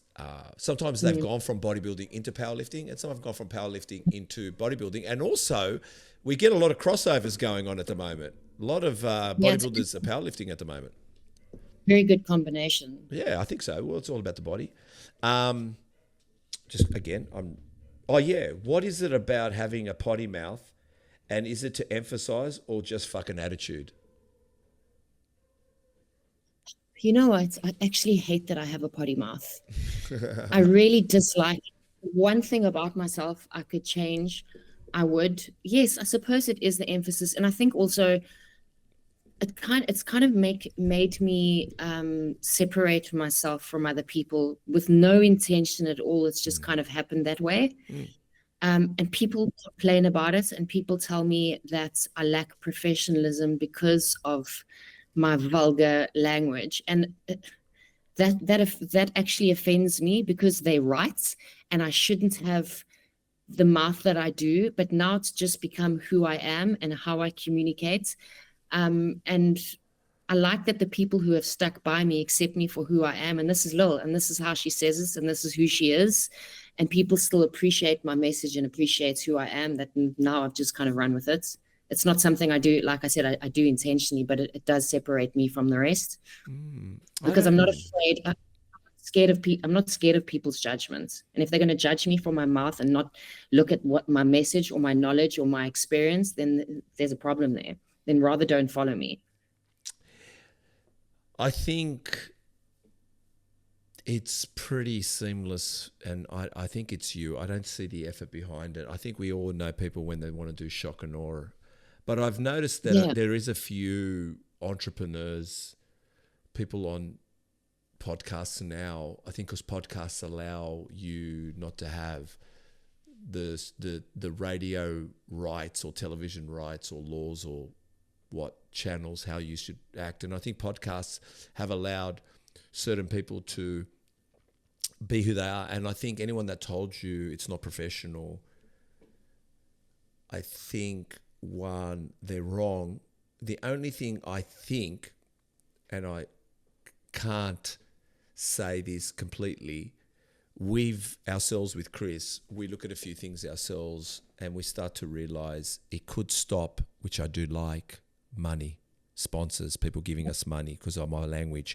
So the only thing I'll say to you is I love it. I wouldn't change. Mark Boris, who's quite successful, hundreds of millions of dollars, successful guy, he loves it. He swears on his podcast and that's how he talks and he can't fucking change that. And he's actually making more money all the time. So I think at the end of the day, just bank on yourself and go get it. And yeah, I don't see no professionalism. It's just the fact that, I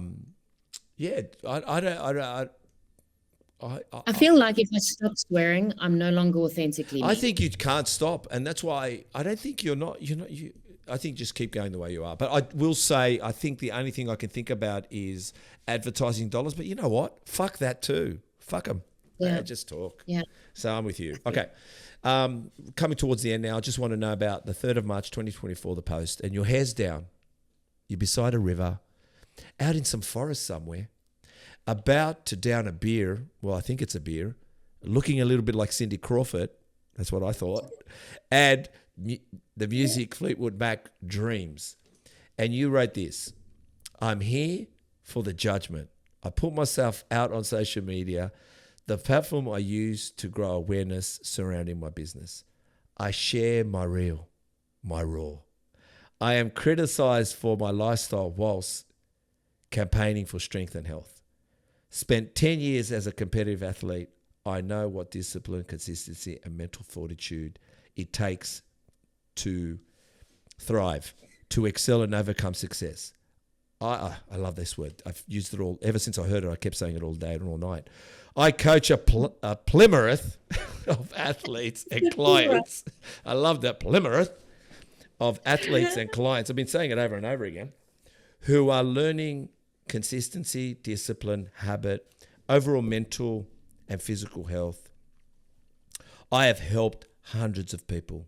Today, I'm learning how to live my life unapologetically while staying loyal to the system, while sustaining, again, health, good habits, building strength, and so on. Tell us more about that. Tell us more about that, Cindy Crawford. I think I do get a lot of flack for some of my messaging on social media, for some of the things that I talk about, because a lot of people do see me, you know, especially locally here in South Africa, as an advocate for strength, an educated coach, a professional in industry, someone that people turn to for advice and turn to for guidance, apart from athletes, but other coaches. And they see me as this one thing. And I've slowly, because I've gone from high level athletes to couch potato, not couch potato, but I'm now living like a general population person. No, you're not. No, you're not. You're not. All right. You know stop what I mean by no, like, you're 5%. Shush. You're living like the 5%. You're 1%. Now you're living the 5%. Leave the 95 alone. Leave the 95 alone and be the 5%. You were 1%, my love. You are now the 5%. Yeah. Okay, welcome to the 5%. Yep. Yeah, you're right. I think I want people to see who I really am outside of that athlete. And I have drinks on the weekend. I sleep in late. I wake up late. I go to bed late. I go on the jaw sometimes. I'm sort of living like the average 30-year-old does. And I want to become more relatable to people who aren't athletes. But I also don't want to lose the support of the athletes and coaches that I've had in the past. So I've received a lot of judgment because I've suddenly gone from this hardworking athlete to this suddenly a general population, when I really just want people to know that it's okay. And I'm also trying to accept that with myself, because it took a long time for me to accept that I'm no longer an athlete. I retired a couple of years ago, you know.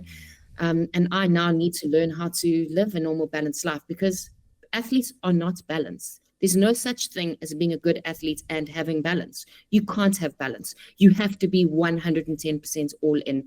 You've got to go that extra mile with absolutely everything that you do. So no, you've got to be unhinged. You've got to be unbalanced to be a great athlete. Now I'm trying to have balance, and I don't want to be judged for it. Andrew Locke said the same thing about unbalanced. You can't claim a trophy and be completely comfortable with yourself and made everyone happy along the way. Yeah, he didn't say that. He didn't say those words, but I'm kind of thinking that. But let's talk about sleeping. Are you a good sleeping person? Chris, do you like sleeping in? No. Would love to. You would love to sleep in. Would you do it? Would you be comfortable with it? Yeah, I guess. I'm not comfortable with sleeping in. I can't do it.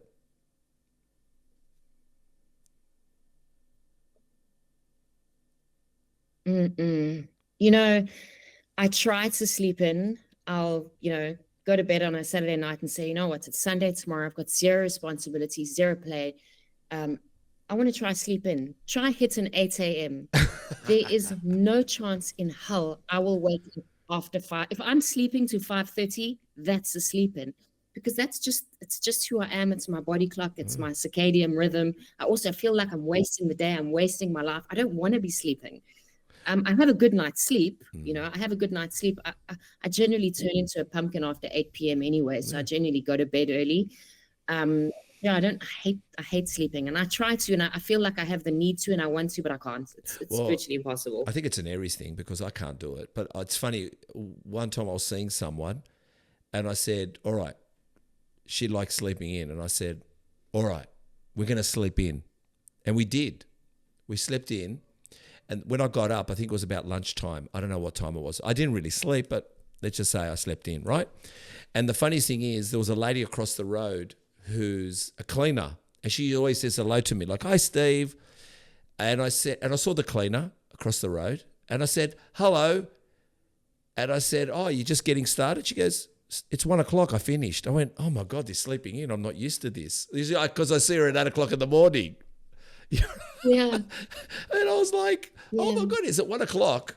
Like I just couldn't. I was this sleeping in thing. I mean, it looks good, but have we missed anything, Lil? Have we ever covered everything? What do you reckon? Have we covered anything you'd like to share with us that we don't know?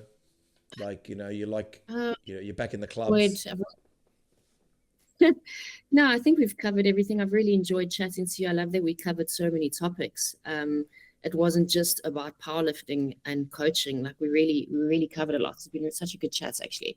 I told you we're the best podcast on the planet, but no one believes it yet until, with the Tonight Show. We're going to go over the body. You're going to be a personal trainer. Are you ready? You're going to be a personal trainer. So I'm going to give you a body part and you're going to tell me how to train it. You ready? Okay. You could say no. No, when I say no, some bodybuilders say I don't train it. But let's say I came to you, all right, and you could bring it on. You can bring it into your strength training. Just remember that, right? Like think about it. Yeah. So I'm going to tell you a body part. I just want an exercise and how I do it. An exercise, not a whole routine. Okay. Okay. So I'm going to go over the body. Everyone goes over the body. Traps. How would I get my traps strong? The trapezius. So I like to train movements and not muscles. Mm-hmm. Okay, so starting with that, one of the biggest things I advocate with growing big traps or strong traps, because I'm all about strength. Yeah. Something as simple as the pull-up. The pull-up, yeah. All right. So there's obviously the right way to do a pull-up and the wrong way to do a pull-up, and there's different depending on what your intention is. Mm-hmm. There'll be different ways to perform it. There's so many variations, and I definitely include very, very high volume pull-ups, high frequency on a daily if you want to grow your traps. I'm always called out for the size of my traps, and it's because I spent years doing 100 pull-ups a day. I can't think of anything else that's contributed to the size of my pull-ups. I mean, my traps, like my pull-ups. Mm-hmm. People hate pull-ups because it's such a hard movement, but if you want to grow your traps, how I will do it is I'll approach it with pull-ups. Okay.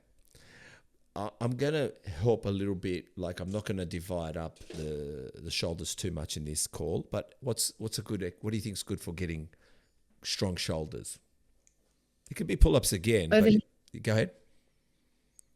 overhead pressing. Overhead With pressing. a hammer grip. Yep. With a hammer. That's my go-to because again, there's so many variations. Whether you're going to overhead press a barbell, dumbbell, whether you're going to go from Savika's press to landmine press to my go-to movement for building the shoulders is going to start with an overhead press before we start looking at the secondary movers around. So before we start looking at the delts, definitely start with overhead pressing. When you can increase your strength in your overhead press, you can start to lift a lot more when it comes to doing things like your front raises, your lateral raises, and all these things that do improve shoulder size. Get your shoulders strong first before looking at hypertrophy. I like how you bring in, because I was going to say front delts, side delts, but you mentioned them, so that's perfect. All right, so what about having a strong chest? What do we need to do to have a strong chest? Okay, so same thing here. I'm going to go with a dumbbell bench press. Yep. Oh, sorry, you said be strong. Yeah, I'm going to go with a dumbbell bench press with a hammer grip again because it allows for a greater range of motion. Generally, when you're pressing in this direction, you don't get as much shoulder protraction. You don't get as much range of motion. And in order to target the growth of a muscle, you've got to hit it in its lengthened position, its shortened position, and its mid-range position. And in order to get the pec into the lengthened position, you need a greater range of motion. So a dumbbell bench press is going to do that because it's going to allow you to get that dumbbell as deep as possible. That's going to give you the most stretch into the pec to hit that lengthened position of the muscle. Very good. I'm learning. I'm visualizing this. Back. What about back? Laterals, the lats, the back. We go straight back to the pull-up. Pull-up? I'm going to go straight back to the pull-up for growing lats. Same reasons as before. Okay. What about bicep? I'm going to go straight to the pull-up. Okay. It does actually hit the bicep. That's all right. Tricep. Again, Don't tell me tricep pull-ups. Don't say pull-ups on triceps now. All right. That's cheating. Okay. I'm probably going to turn to something like a hammer curl with a negative in the, with a slow tempo in the eccentric. Good hammer curl can really hit the tricep in its lengthened position, its shortened position, and its mid-range position if it's done under control. So cables, dumbbells, whatever you want to utilize, a lot of variations. It's like a kickback. Is that like a kickback as well? No, it's like a bicep curl. I know. Hammer grip. Okay, I'm not going to call it kickback. So bicep that's curl. probably one of the worst things. A kickback. Why is it one of the worst things? No, so this kickback because it's not targeting the tricep in the lengthened position. God's sake, I'm stopping it immediately. In this position here, the triceps in its shortened position. Yep. And you want to target it in its lengthened position. So if you're in a hammer curl, there is when the triceps fully lengthened. Oh my God, I'm doing it. Actually, what have I got today? I got triceps today. We're doing it. Time under tension.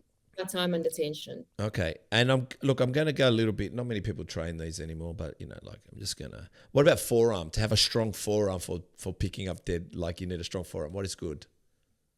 Focus on strengthening your grip. So crush grip. That's where your focus should be if you really want to strengthen a forearm. Okay. Focus on grip. Okay. Abs. Pull-ups. Abs. Yes. So anatomically, when you're performing a pull-up, the first muscle that contracts is your core.